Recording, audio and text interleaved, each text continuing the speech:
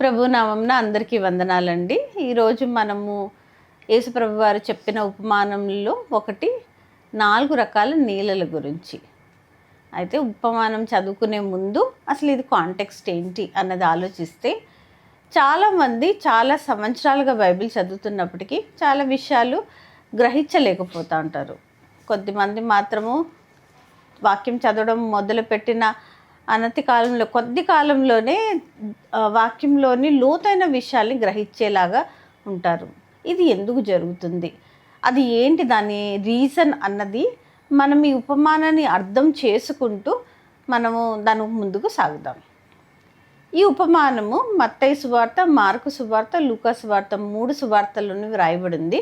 కానీ మనం మాత్రం ధ్యానం చేస్తున్నది మత్తయి సువార్తలోని 13వ అధ్యాయంలోంచి మనం ధ్యానం చేద్దాం. మత్తయి సువార్త 13వ అధ్యాయము 1 నుంచి 23. అన్నీ చదవద్దు, అవసరాన్ని బట్టి కొన్ని వచనాలు మాత్రం మనం చూసుకుందాము.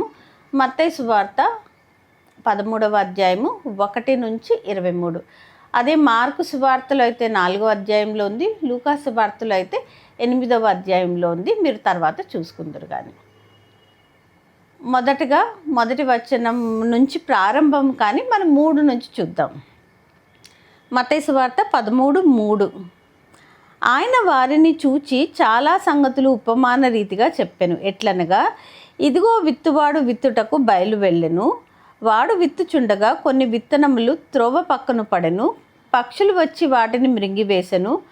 కొన్ని చాలా మన్ను లేని రాతి నేలను పడెను. అక్కడ మన్ను లోతుగా ఉండనందున అవి వెంటనే మొలిచెను. కానీ సూర్యుడు ఉదయించినప్పుడు అవి మాడి వేరు లేనందున ఎండిపోయెను. కొన్ని ముండ్ల పొదలలో పడెను. ముండ్ల పొదలు ఎదిగి వాటిని అణిచివేసెను. కొన్ని మంచి నేలను పడి ఒకటి 100 అంతలుగాను, ఒకటి 60 అంతలుగాను, ఒకటి 30 అంతలుగాను ఫలించెను. చెవులు గలవాడు వినుగాక అని చెప్పెను. ఒక ఉపమానం చెప్తున్నారు. ఉపమానంలో ఒక విత్తువాడు విత్తనాలు విత్తినప్పుడు 4 రకాల నేలలలో ఈ విత్తనాలు పడినట్టుగా చూస్తాం. మొదటిది మన 4వ వచనంలో చూసుకుంటే, వాడు విత్తుచుండగా కొన్ని విత్తనములు త్రోవ పక్కన పడెను. మనం గుర్తుపెట్టుకుందాం. మొదటిది త్రోవ పక్కన పడెను. 2 5వ వచనంలో కొన్ని చాలా మన్ను లేని రాతి నేలను పడెను. 2 రాతి నేలను పడెను. మొదటి త్రోవ పక్కన పడెను, 2 రాతి నేలను పడెను. 3 వచ్చి మనము 7వ వచనంలో చూసుకుంటే కొన్ని ముండ్ల పొదలలో పడెను. 3 ముండ్ల పొదలలో పడెను. 4 వచ్చి మనకి 8వ వచనంలో కొన్ని మంచి నేలను పడెను. 4 రకాల నేలలు, ఆ నేలల్లో విత్తనాలు పడినట్టుగా మనం చూస్తాం. ఉపమానం చెప్పిన వెంటనే యేసుప్రభు వారే ఒక రిమార్క్, ఒక మాట అంటున్నట్టుగా చూస్తాం. 9వ వచనంలో చెవులు గలవాడు వినుగాక అని చెప్పాను. అయితే దీనికి మనం 10 నుంచి చూసుకుంటే, తర్వాత శిష్యులు వచ్చి నీవు ఉపమాన రీతిగా ఎందుకు వారితో మాట్లాడుచున్నావని ఆయనను అడుగగా ఆయన వారితో ఇట్లా, నేను పరలోక రాజ్య మర్మములు ఎరుగుటకు మీకు అనుగ్రహింపబడి ఉన్నది, కానీ వారికి అనుగ్రహింపబడలేదు. కలిగిన వానికే ఇవ్వబడును, వానికి సమృద్ధి కలుగును. లేని వానికి కలిగినదియు వాని యొద్ద నుండి తీసివేయబడును. మరియు వారు చూచుచుండియు చూడరు. అంటే ఇక్కడ యేసుప్రభు వారు శిష్యులతో ఏమని చెప్తున్నారంటే, మీకైతే దీని అర్థము చెప్పబడింది, కానీ వారికి చెప్పబడలేదు. ఎవరికైతే కలిగి ఉందో వారికి ఇంకా ఇవ్వబడుతుంది, ఎవరికైతే లేదో వాళ్ళ దగ్గర ఉన్నది కూడా తీసివేయబడుతుందని. ఫస్ట్ ఉపమానం ఒకటి చెప్పారు. 4 రకాల నేలల్లో విత్తనాలు పడ్డాయని చెప్పారు. చెవులు గలవాడు వినుగాక అన్నారు. శిష్యులు వచ్చి ఎందుకు ఉపమాన రీతిగా చెప్తున్నావు అని యేసుప్రభు వారిని అడిగినప్పుడు, ఈ మర్మాలు అయితే మీకు చెప్పబడి ఉన్నాయి, కానీ వారికి తెలియచెప్పడం. అంటే వీరేంటి వారేంటి ఎవరు అంటే, దీని అర్థం మనం ఎలా అర్థం చేసుకోవాలి? యేసుప్రభు వారు ఎక్స్ప్లెయిన్ చేసిన దాని ప్రకారం, ఎవరికైతే వాక్యంలోని మర్మాలు తెలుసుకోవాలని ఆసక్తి కలిగి ఉంటుంది, ఆసక్తి ఇక్కడ కీ పాయింట్. ఎవరికైతే ఆసక్తి కలిగి ఉంటుందో వారికి అనేక విషయాలు తెలియచెప్పబడుతుంది. కానీ ఆసక్తి లేని వారికి వారి దగ్గర ఉన్న వాక్యం ఏదైతే ఉందో అది కూడా తీసివేయబడుతుంది. అంటే వాళ్ళకి ఆసక్తి లేదు.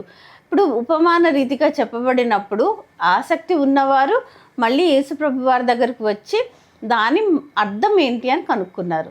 కొంతమంది విన్నట్టు వెళ్ళిపోయారు, దాని గురించి పట్టించుకోలేదు. అప్పుడు ఈ ఉపమానం యొక్క అర్థాన్ని యేసుప్రభు వారు ఎక్స్ప్లెయిన్ చేస్తూ ఉన్నారు. దాని తర్వాత మనము వచనాల్లో చూసుకుంటే 16లో ఒకసారి చూద్దాము.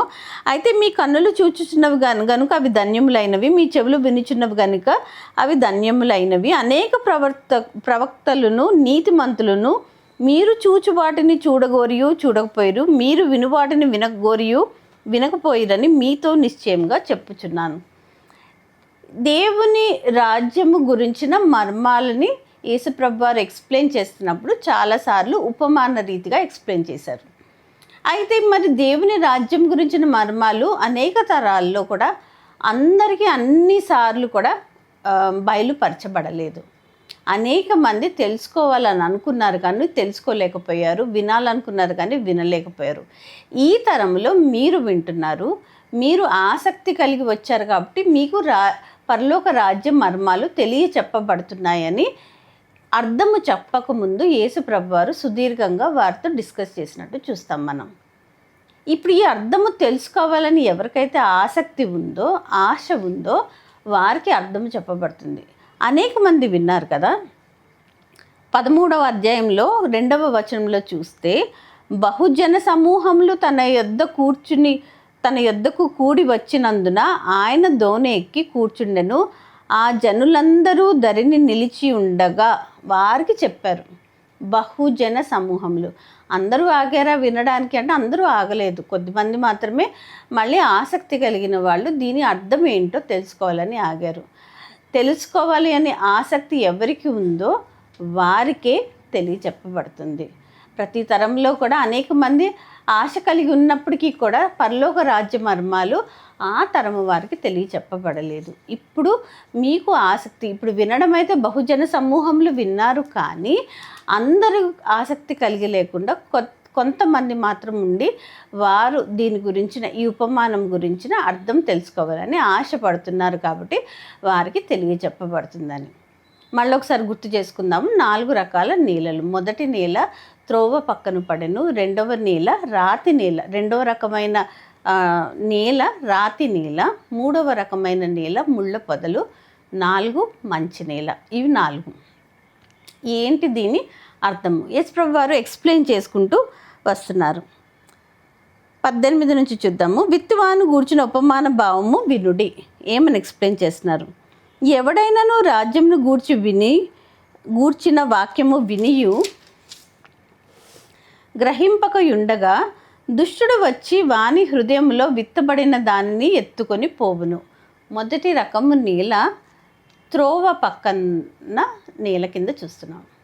పొలము అంటే మనం ఆలోచించుకుంటే చాలా లూజ్గా ఉంటుంది, అడుగు వేస్తే ఇలాగ అడుగు దిగబడిపోతుంది. ఎందుకంటే విత్తనాలు విత్తాలి, అవి విత్తనాలు కిందకు వెళ్ళాలి, అవి చచ్చి మళ్ళీ ఫలించాలి కదా. కాబట్టి ఆ విత్తనాలు ఈజీగా ఉండడానికి కొరకు మొత్తము నేలనంతటిని లూజ్గా చేసేస్తారు. కానీ ఈ పొలంలో నడుచుకుంటూ వెళ్ళడానికి ఒక గట్టులాగా తయారు చేసి ఆ గట్టుని చాలా గట్టిగా మట్టి వేసి నొక్కి పెడతారు. నొక్కి పెట్టినప్పుడు మనుషులు ఎవరన్నా నడిచేటప్పుడు ఆ మార్గంలో నడిచేటప్పుడు వారి పాదాలు కిందకి దిగపడిపోకుండా గట్టిగా చేసి ఉంచుతారు. అది నడిచే నేల అన్నమాట. మార్గం పక్కన పడ్డాయంటే ఆ మార్గము చాలా కఠినంగా అంటే గట్టిగా తయారు చేసి ఉంచుతారు. గట్టిగా మట్టిని నొక్కి పెట్టి అది లూజ్గా ఉండదు. అదే పక్కనున్న పొలం అయితే మట్టి అంతా లూజ్గా ఉంటుంది కాబట్టి విత్తనాలు పడినప్పుడు కూడా విత్తనాలు కిందకు వెళ్ళి మొలకలు రావడానికి ఆస్కారం ఉంటుంది. అది మొదటి రకము నేల. అయితే అక్కడ పడినప్పుడు అడుగే కిందకి వెళ్ళదు అన్నప్పుడు ఒకవేళ విత్తనాలు పడినా విత్తనాలు కూడా కిందకి వెళ్ళవు. అంటే అడుగు కిందకి దిగబడిపోకుండా ఉండడానికి మొత్తము దాన్ని గట్టిగా తయారు చేసి ఉంచుతారు. కాబట్టి ఎవరు నడిచినా కానీ వారు సులువుగా నడవగలిగేలాగా చేస్తారు. అడుగే కిందకి వెళ్ళదన్నప్పుడు విత్తనం వెళ్ళే ఆస్కారమే ఉండదు, అది అక్కడ ఆ మార్గంలో పడి ఉంటుంది. అప్పుడు పక్షులు వచ్చి వాటిని ఎత్తుకొని వెళ్తాయి. అది ఉపమానంలోని మొదటి రకం నేల గురించి. అంటే దీన్ని యేసుప్రభు వారు ఎక్స్ప్లెయిన్ చేస్తూ 19లో 2వ భాగంలో చూస్తే, దుష్టుడు వచ్చి వాని హృదయంలో విత్తబడిన దాన్ని ఎత్తుకొని పోవును. ఇప్పుడు ఈ నడిచే మార్గంలో పడినప్పుడు పక్షులు వచ్చి ఎత్తుకెళ్ళిపోతారు. అంటే ఎవరైతే వాక్యంని వింటారో, అంటే అనేక మంది వాక్యంను వినేవారి కింద ఉంటారు. వాక్యంని అంటే చదువుతారు కానీ ధ్యానించరు. మనసులోకి అయితే వెళ్తుంది. వాక్యం విన్నప్పుడు చెవుల్లోకి వెళ్తుంది, చదివినప్పుడు కంటితో చూస్తారు, చదువుతారు, హృదయంలో వరకు వెళ్తుంది. కానీ దానిని అంతకంటే డీప్గా వెళ్ళడానికి వాళ్ళు అనుమతి ఇవ్వరు. ఎందుకంటే వాళ్ళ హృదయాన్ని ఆల్రెడీ కఠినపరిచేసుకొని ఉంటారు. మార్గాన్ని ఎంతైతే గట్టిగా చేసి విత్తనాలు వెళ్ళనీయకుండా, అంటే మనుషుల కాళ్ళు వెళ్ళనీయకుండా చేసి ఉంచుతారో, అప్పుడు విత్తనాలు కూడా ఎలా అయితే వెళ్ళవో, ఎవరైతే హృదయాన్ని కఠినపరుచుకుంటారో, వాక్యము వారి హృదయాల్లోకి దూసుకోపోనీయకుండా కఠినపరుచుకుంటారో వాళ్ళని ఈ రకమైన నేల పోలి ఉందని ఆయన ఎక్స్ప్లెయిన్ చేస్తున్నారు. అది మొదటి రకము నేల. రెండవ రకం దాని గురించి 21వ వచనంలో చూద్దాము. రాతి నేలను విత్తబడిన వాడు వాక్యము విని వెంటనే సంతోషముతో దాన్ని అంగీకరించువాడు. చాలామంది వెళ్ళిన వెంటనే, అంటే వాక్యము విన్న వెంటనే, చదివిన వెంటనే అత్యానందంతో, ఆసక్తితో నిండిపోయి ఉంటారు. ఇది రెండవ రకం నేలని మనం ఏమనుకున్నాము? రాతి నేల అనుకున్నాం. పైన మట్టి ఉన్నట్టు కనిపిస్తుంది కానీ కిందంతా రాయి ఉంటుంది. మొక్కలు ఎదగడానికి ఒక మెయిన్ కారణం ఏంటంటే, విత్తనాలు వేరులు కిందకి ఎంత లోతుగా వెళ్తే మొక్క పైన అంత బలంగా ఉంటుంది. మన ఇళ్ళల్లో కూడా చిన్న కుండీల్లో మొక్కలు వేస్తే దాని ఎదుగుదల కూడా అంత మాత్రమే ఉంటుంది. పెద్ద కుండీల్లో ఎక్కువగా ఉంటుంది. అదే ఓపెన్ ల్యాండ్లో ఉంటే ఆ మొక్క చాలా పెద్దగానే వస్తుంది, బోల్డ్ అని పువ్వులు పూస్తాయి. మన ఇళ్ళల్లో వాటిని చూస్తున్నప్పుడే మనకు అర్థమవుతుంటుంది. అంటే ఒకవేళ వేరు కిందకి వెళ్ళడానికి ఆస్కారం ఉంటే ఆ మొక్క చాలా బలంగా ఎదుగుతుందని మనకు అర్థమవుతుంది. ఇప్పుడు రెండవ రకమైన నేల ఏంటంటే రాతి నేల. పైకి మట్టి ఉన్నట్టుగా కనిపిస్తుంది, విత్తనం అయితే విత్తనం వెళ్తుంది కానీ ఆ రాయి వచ్చి ఆ వేరుని కిందకి వెళ్ళనీయకుండా ఆపేస్తుంది. ఆపేసినప్పుడు అది విన్న వెంటనే, అంటే విత్తనము పడిన వెంటనే మొక్క అయితే మొలుస్తుంది. కానీ ఎండగా గట్టిగా వచ్చినప్పుడు, మనం ఇక్కడ చూద్దాం మరొకసారి 21లో, అయితే అతనిలో వేరు లేనందున అతడు కొంతకాలం నిలుచును కానీ వాక్యము నిమిత్తము శ్రమ అయినను హింస అయినను కలగగానే అభ్యంతరపడును. ఆనందంగా ఆసక్తితోటి వాక్యాన్ని రిసీవ్ చేసుకుంటారు కానీ కొద్ది కాలం అయినప్పుడు జీవితంలో కష్టాలు జీవితంలో ఒక భాగము, ప్రతి ఒక్కరికి అదొక భాగము. కష్టాలు నష్టాలు వచ్చిన వెంటనే అది ఎండతో పోలుస్తూ, ఎండ వచ్చినప్పుడు ఈ మొక్క ఎలా అయితే నిలవకుండా వాడిపోతుంది, ఎందుకంటే కింద వేరు లేదు, బలము లేదు, కాబట్టి మొక్క వాడిపోతుంది. ఎవరైతే కష్ట నష్టాలకి ఓర్చుకోకుండా ఎవరైతే తొలగిపోతారో వారు రెండవ రకం నేలను పోలి ఉన్నట్టుగా చెప్తున్నారు. వినడం ఆసక్తి, అంతా బాగున్నప్పుడు ఆసక్తి అలాగే ఉంది, ఆనందము అత్యానందముతోటి వాక్యాన్ని అయితే వింటారు. కానీ కష్టం వచ్చినప్పుడు ఈ వాక్యంలోని మర్మాలని, వాక్యంలోని లోతులని వాళ్ళ జీవితంలో అప్లై చేసుకోవడంలో ఫెయిల్ అవుతారు. ఆ ఎండ ఎప్పుడైతే వచ్చినప్పుడు కింద మరి బలంగా నాటుకోలేదు, వేర్లైతే కిందకి వెళ్ళలేదు, అలాగే వీళ్ళు హృదయంలో కూడా వాక్యాన్ని వెళ్ళనివ్వరు, చెవులు మటుకే ఆగిపోతారు. కాబట్టి కష్టాలు వచ్చినప్పుడు వారు కూడా చెదిరిపోతున్నట్టుగా మనం చూస్తాం. అది రెండవ రకమైన నేల. మూడవ రకమైన నేలని ఏమనుకున్నాము? ముళ్ళ పొదలో పడుతున్నట్టుగా మనం చూస్తాం. అయితే 22లో చూద్దాం. ముళ్ళ పొదలలో విత్తబడిన వాడు వాక్యము వినువాడే కానీ ఐహిక విచారమును ధనమోహమును ఆ వాక్యమును అణిచివేయును గనుక వాడు నిష్ఫలుడవును. 3లో మనం ముళ్ళ పొదలో పడినట్టుగా చూస్తాం. ముళ్ళ పొదలో పడినప్పుడు అంటే కింద నేల కూడా బాగుంది, విత్తనాలు కిందకు వెళ్తాయి, వాక్యము హృదయంలోకి అయితే వెళ్తుంది, మొక్కలు ఎలాగైతే ఎదుగుతాయో వాక్యం కూడా ఫలించనిస్తారు. అయితే ఈ మొక్క ఎదుగుతున్నప్పుడు ప్యారలల్గా దాని పక్కనే ముళ్ళ పొద కూడా ఎదుగుతూ ఉంటుంది. ముళ్ళ పొదలకి ఉన్నవి ముళ్ళు ఈ ఆకులని బ్రాంచెస్ని అవి గాయపరుస్తూ ఉంటాయి. అప్పుడు ఈ మొక్క ఎంత కింద అంటే బలంగా ఎదిగినప్పటికీ, అంటే వేరులు కిందకి వెళ్ళి మొక్క బలంగా ఎదిగినప్పటికీ కూడా ఈ ముళ్ళు ఎప్పుడైతే ఈ మొక్కని హాని చేస్తూ ఉంటాయో దాన్ని ఫలించనివ్వకుండా చేస్తాయి. దీనిని ఎలా ఎక్స్ప్లెయిన్ చేస్తున్నారు యేసుప్రభు వారు అంటే, ఐహిక విచారాల మీద ఎవరికైతే ఆసక్తి ఉంటుందో, అంటే వాక్యం విన్నంతసేపు వాక్యము ప్రకారంగా ఉండాలని, వెంటనే ఇటువైపు లోకము వైపు మరలినప్పుడు లోక విచారాలు, అంటే లోకంలో ఉన్న వాటి మీద ఆసక్తి, అంటే అనేక రకాలుగా మనం చూసుకోవచ్చు.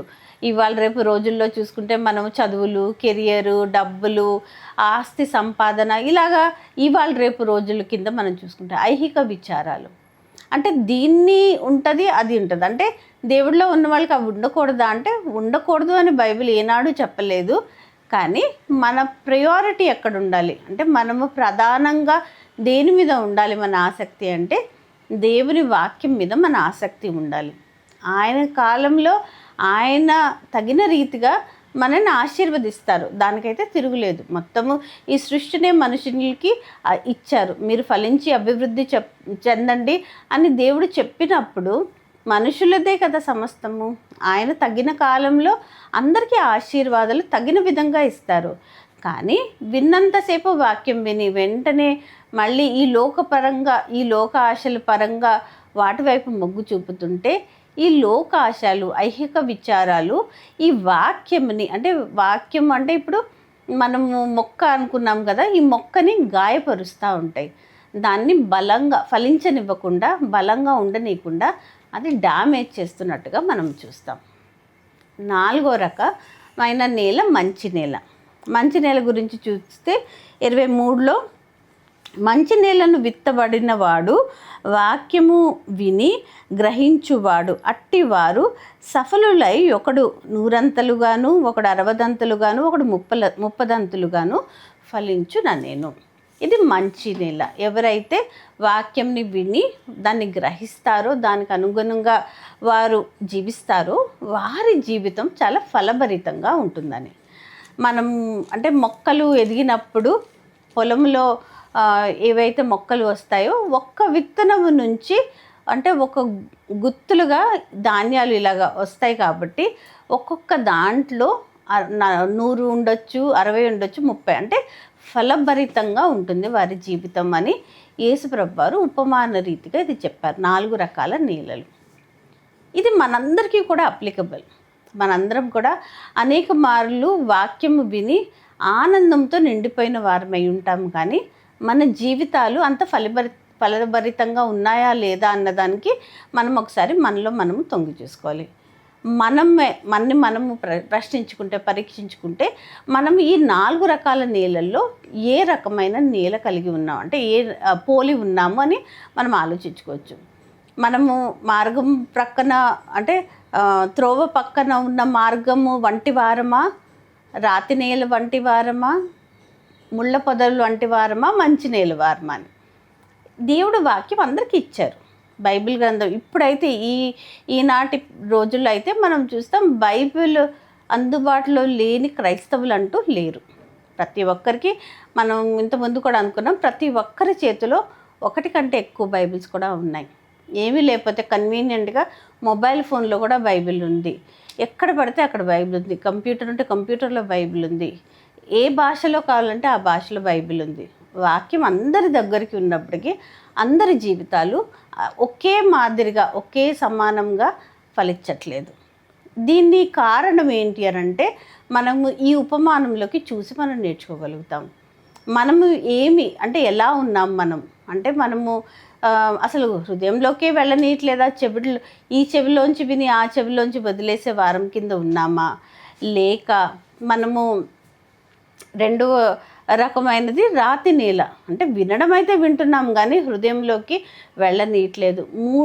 మూడవ రకము అయిన నేల ముండ్ల పొదల్లాగా, అంటే ప్యారలల్గా మనం ఎప్పుడైతే వాక్యంని వింటున్నామో వాక్యంతో పాటు మనము ఐహిక విచారాలు కూడా కలిగి ఉంటే మన జీవితం అంతగా ఫలించదు. కానీ మంచి నీళ్ళలు కింద పోలి ఉంటే మన జీవితం ఫలభరితంగా ఉంటుంది అని ఈ ఉపమానం బట్టి మనం గ్రహించగలుగుతున్నాం. యేసుప్రభు వారు మన కొరకు ఆయన తన ప్రాణంనే ఇచ్చారు. రక్షణ మనకి ఉచితంగా ఇచ్చారు. మన పాపపు స్థితి నుంచి మనల్ని విడిపించారు. మనకి రక్షణ ఉచితంగా వచ్చింది. నమ్మి విశ్వాసంతో బాప్తిసం తీసుకున్న ప్రతి ఒక్కరూ రక్షించబడతారు, అది ఉంది. కానీ దానికంటే కూడా ఇప్పుడు దాని తర్వాత కూడా మనం ఆలోచించాలి. మనం కేవలము మనము రక్షణ పొంది ఇంతే చాలు ఈ జీవితం అనుకుంటామా? దేవుని గురించి ఇంకా అతి సన్నిహితంగా ఆయనని ఎరిగి ఉండేవారి కింద ఉంటామా?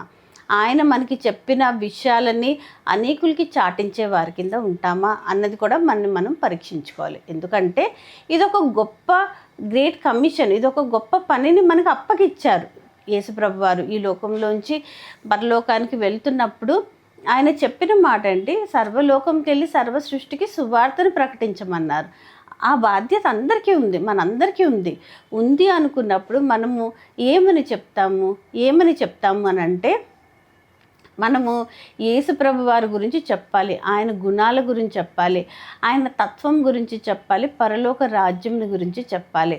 అది అనేకులకి చెప్పాలి. అక్కడికి వెళ్ళడానికి మనకి ఎలాగ మార్గం సుగమమైందో అది చెప్పాలి. రక్షణ గురించి చెప్పాలి, ఆయన గురించి, ఆయన తత్వం గురించి చెప్పాలి. అది చెప్పాలి అనంటే మనము ఆల్రెడీ వాక్యంతో నింపబడిన వారమే ఉండాలి. ఎప్పుడు నింపబడి ఉంటామంటే ఆసక్తి కలిగి ఉన్నప్పుడే మనం వాక్యంతో నింపబడి ఉంటాం. ఆసక్తి ఉన్నవారికి ఇంకా అనేక విషయాలను ఆయన బోధిస్తానన్నారు, చెప్తాము అని యేసుప్రభు వారు చెప్పారు. మన ఆసక్తే కీలకం. ఇక్కడ మనకి ఆసక్తి ఉంటే కలిగిన వారికి ఇంకనూ ఇవ్వబడుతుంది, లేని వారికి ఉన్నది కూడా తీసివేయబడుతుందని. మన జీవితం ఫలించాలి, వాక్యంతో ఫలించాలి. అలా మన జీవితం అందరి జీవితాలు ఫలభరితంగా అవ్వాలని మనం ఆయన ఇచ్చిన పనిని నమ్మకంగా నిర్వహిస్తూ అంతం వరకు నమ్మకంగా ఉండాలని ఆశపడుతూ ఇంతటితో ముగిస్తున్నాను. అందరికీ వందనాలండి.